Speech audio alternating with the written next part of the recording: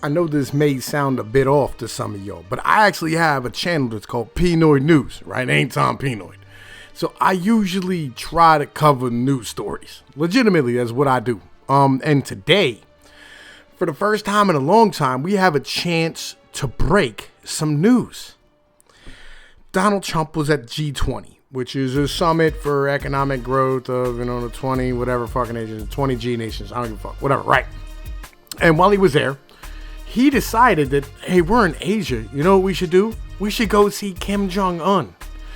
And Kim Jong was like, dude, we should do like something big. And he was like, dude, I'm fucking with it. What do you want to do? And he was like, hey, why don't you know what I'm saying? And I cross over the DMZ on both sides. And it fucking happened. It happened. It happened.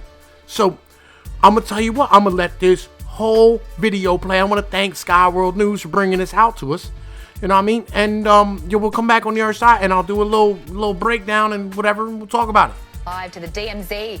The US President Donald Trump is expecting to meet now with the North Korean leader Kim Jong-un on the border of North and South Korea.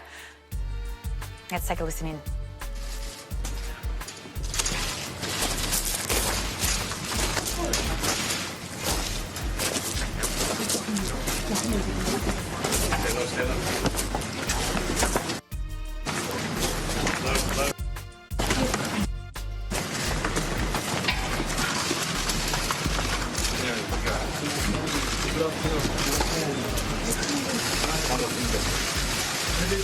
Good to see you again. I've never expected to meet you at this place.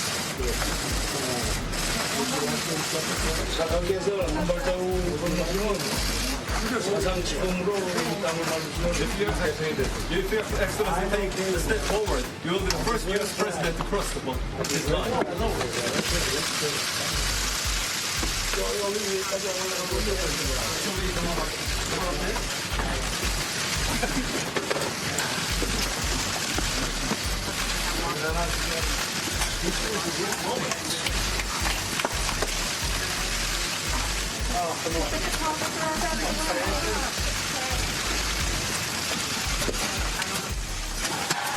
Get out of the way. Move. Clear. All of you. Hey. Clear.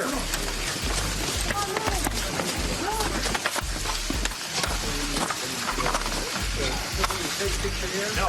Hey. Very good. Hey. Come on. Move. Wait till they move. Come on. Wait till they move.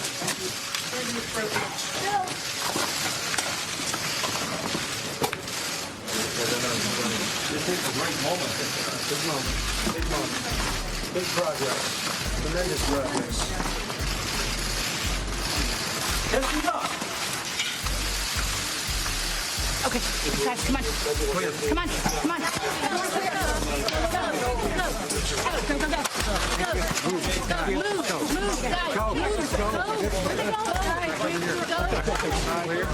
Straight, you're going straight. They're going straight. I might have failed that.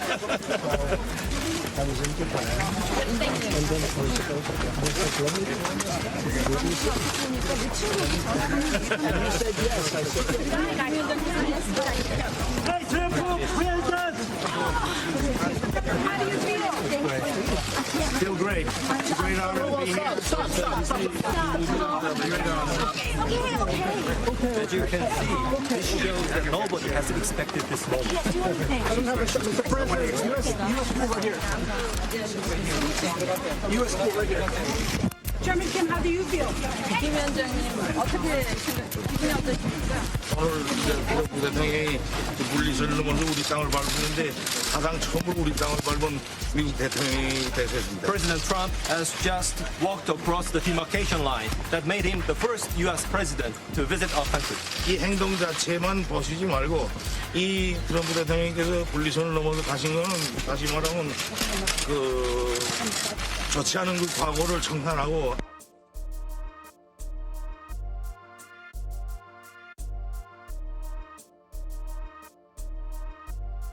is an expression of his willingness to eliminate all the unfortunate past and open a new future. I just want to say that this is my honor.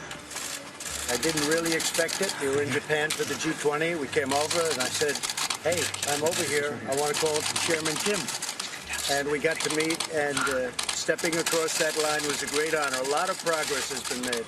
A lot of friendships have been made, and this has been in particular a great friendship. So I just want to thank you. That was very quick notice, and I want to thank you. 내가 지금 얘기하고 싶은 거는 아주 무한한 영광이다라는 얘기입니다.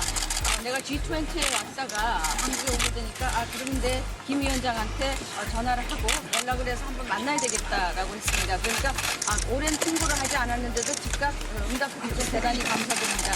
우리는 지금까지 아주 엄청난 많은 진전을 이루었다고 생각합니다. 그리고 영광입니다. So we're going to go inside. We're going to talk for a little while about different things, and a lot of really positive things are happening, and I'm glad you could be here to see it. But tremendous positivity, really great things are happening, and in a lot of places. But we met and we liked each other from day one, and that was very important. 조금 있다가 우리가 시간을 보내서 서로 그 얘기를 좀 할 예정입니다. 지금까지 우리는 대단한 그러한 진전을 이루었습니다. 우리는 서로 만나자마자 서로 아주 느낌이 좋았습니다. 그리고 서로 좋아하고 있습니다. 아마도 많은 진전을 이룰 수 있을 것 같습니다.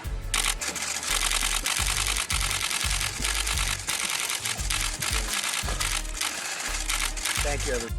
So, why is this like really, really important and a really big thing? Why is Korea and Iran, Cuba, Venezuela, Syria, why are these big fucking things in the world at the moment? In order to understand that, you have to understand the end of World War II.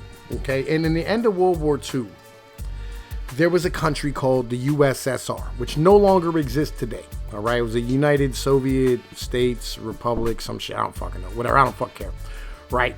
But so they stood here, United Socialist Soviet States Republic. I don't fuck. Whatever. Right. And what they did is after World War II, they decided that everything east of Germany belonged to the USSR, and they were pushing communism and Soviet dominance in the world, and they actually took over a few countries, all right?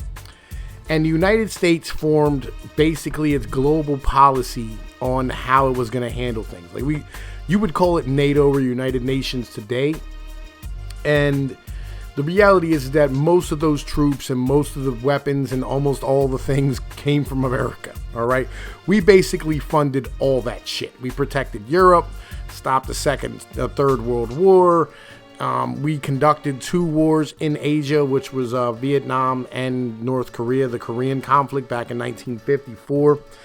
And now, in 1954, when we fought this war, all right, 1951, 54, something along these type of lines, when we fought this war, we were fighting a war which was basically China versus the United States. And China was kind of linked with the USSR, which today we would call Russia, but Russia doesn't have what you would call today the Eastern Bloc countries: Poland, Czechoslovakia, Hungary, Eastern Germany, all these places. And with the breakdown of the Soviet Union in 1991, there's still remnants of the Cold War, as we called it. It was a war which was like with technology and politics and global dominance and monetary means and all this stuff, right? It was just a huge like conflict that never happened. Like kids used to actually have to like duck under desks at school and practice, air raid drills and nuclear bomb testing. And there was just all this crazy stuff. The space race wasn't the space race because we were racing to go to space. It was a race to beat the Russians, to beat, the fucking Soviets. That's really what it was. And after they collapsed, there was a few countries that were completely reliant upon the Soviets' help. Cuba, North Korea, Iran, and Syria, all right? And this is why these 4 countries inside of the world right now are massive problems for everybody involved. All right, like they're massive problems across the world because they're some of them, like North Korea, are just now rejoining the world stage. And that's what this is. This is them after, 30 years of being completely isolated and basically by themselves. And the only people who are propping them up are China. All right. And it's a terrible place. Like, we're with a despot and stuff. And Kim Jong-un realizes that he's going to be the last leader, the last dictator, the last emperor of this country. And in doing so, he's bringing his country out to the world. And it's not the way that a lot of people would like it, where, the prisoners aren't free and all this shit, and the country's not, capitalistic. But it's a slow, arduous process. It's not all going to happen at once. It's kind of like when you end up having like the starving people in the Holocaust, and the doctor said, fuck that, leave them inside the goddamn pens. We have to feed them slowly. Because if we put too much food on the plate, they're going to end up like overloading their stomachs and dying. So it's going to be a slow process, but it's beautiful that it's going on right now. And during Obama, opened up trade with Cuba. And that's, again, like, this is important, like, because all this stuff's coming to light. Venezuela as well. It's another one. It's coming to light. And like, so with all these things, because North Korea was probably one of the worst ones. All right, it's legitimately one of the worst places as far as being reliant upon the USSR for every fucking thing. Oil, coal, the whole deal. It was reliant upon them for everything. And it's a top-down dictatorship. And right now, they understand that they cannot continue on in this manner. And especially while the world's moving so much forward and moving so fast into this technological age. And if they don't open up their country, they're going to be completely lost to time. And with this, they have to stand here and join the world because they need that technology. So this is a beautiful thing, and it's amazing, and it's historic, and it's something that we should all be applauding. And it's something that we should look at Trump and, go do a good job with this, and good luck, because 50 million people are relying upon you doing so. And we should all be fully supportive behind him and not bitch. But that's what I wanted to say. If you want to do me a favor and stick around a little bit, I got a video and a little advertisement that I've been working on for some smaller YouTubers that I'd like you guys to go sub to. And I'm trying to help some individuals out. Like, the algorithm has completely fucked most of us. And it is what it is. And if you're watching this and you're new, drop a sub. Do me a favor, check out my content. I do really good stuff, and I try to be in depth with what I say and have evidence and stuff and that type of nature. So with that being said, this is Tom Pease of Pinoid News, man. Enjoy your Sunday, enjoy your Monday, Tuesday, enjoy your week. All right? We'll holler at you later. Peace. To perform one of her classic hits. Here's Sarah McLachlan with Angel. Today, I wanted to come to y'all with a plea for help. There are many channels on YouTube who have been abused by the YouTube algorithm. Hey everybody, and welcome to Rackus News. Now we got part of the Virtue Signal Part 2 2020 run for the White House. These channels have been out for years and still haven't surpassed 1,000 subs. They're amazing content creators who work really hard at what they do, and the YouTube algorithm decides to beat them and abuse them and neglect them. They receive no subs and no love. And today, I'd like you, for 3 clicks a day, to help them. Hi, folks. Welcome to the Trivicast. Skibbity-woo. I think, at least for right now, we've got an outlaw bear dog, we've got a Hitsugi, and we have a full metal pickle. For just 3 clicks today, you could go in the description, click their link, and hit the subscription button, and change the lives and the fortunes of these smaller YouTubers who have been abused by the YouTube algorithm. I mean, goddamn, hate's the worst thing ever, y'all. Yeah, I like the nice criminals. You know what? Please join me in helping these smaller YouTubers and saying fuck you to the YouTube algorithm, which has abused them so badly. Thank you.